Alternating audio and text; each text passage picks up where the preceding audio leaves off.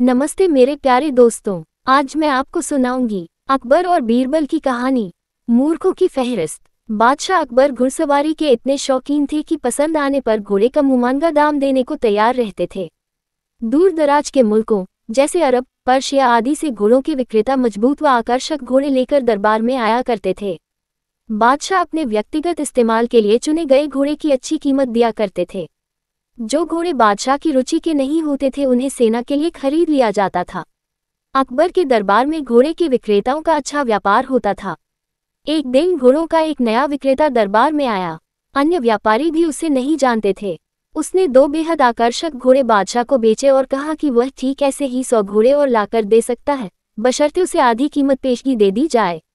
बादशाह को चूंकि घोड़े बहुत पसंद आए थे, सो वैसे ही 100 और घोड़े लेने का तुरंत मन बना लिया।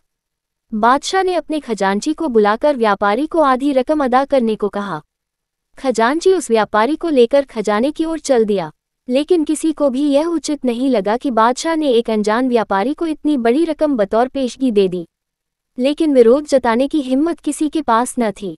सभी चाहते थे कि बीरबल यह मामला उठाए। बीरबल भी इस सौदे से खुश न था। वह बोले, हुजूर, कल मुझे आपने शहर भर के मूर्खों की सूची बनाने को कहा था। मुझे खेद है कि उस सूची में आपका नाम सबसे ऊपर है।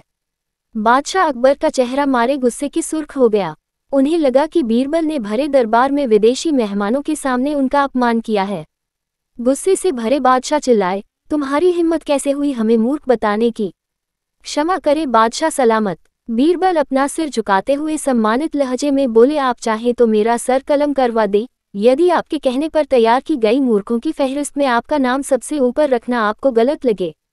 दरबार में ऐसा सन्नाटा छा गया कि सुई गिरे तो आवाज सुनाई दे जाए।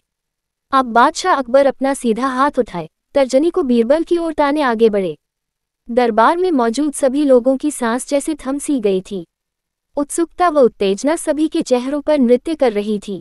उन्हें लगा कि बादशाह सलामत बीरबल का सिर धड़ से अलग कर देंगे। इससे पहले किसी की इतनी हिम्मत न हुई थी कि बादशाह को मूर्ख कहे। लेकिन बादशाह ने अपना हाथ बीरबल के कंधे पर रख दिया। वह कारण जानना चाहते थे। बीरबल समझ गया कि बादशाह क्या चाहते हैं। वह बोला, आपने घोड़ों के ऐसे व्यापारी को बिना सोचे समझे एक मोटी रकम पेशगी दे दी, जिसका अता पता भी कोई नहीं जानता। वह आपको धोखा भी दे सकता है, इसलिए मूर्खों की सूची में आपका नाम सबसे ऊपर है। हो सकता है कि अब वह व्यापारी वापस ही न लौटे। वह किसी अन्य देश में जाकर बस जाएगा और आपको ढूंढे नहीं मिलेगा। किसी से कोई भी सौदा करने के पूर्व उसके बारे में जानकारी तो होनी ही चाहिए। उस व्यापारी ने आपको मात्र 2 घोड़े बेचे और आप इतने मोहित हो गए कि मोटी रकम बिना उसको जाने पहचाने ही दे दी।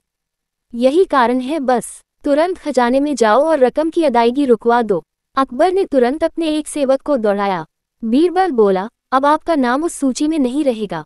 बादशाह अकबर कुछ क्षण तो बीरबल को घूरते रहे, फिर अपनी दृष्टि दरबारियों पर केंद्रित कर ठहाका लगाकर हंस पड़े। सभी लोगों ने राहत की सांस ली कि बादशाह को अपनी गलती का एहसास हो गया था। हंसी में दरबारियों ने भी साथ दिया और बीरबल की चतुराई की एक स्वर से प्रशंसा की। धन्यवाद दोस्तों। वीडियो को लाइक करें और अपनी राय कमेंट बॉक्स में ज़रूर दें, और हाँ, चैनल को सब्सक्राइब भी कर लें ताकि आपको हमारे सारे अपडेट्स मिलते रहें।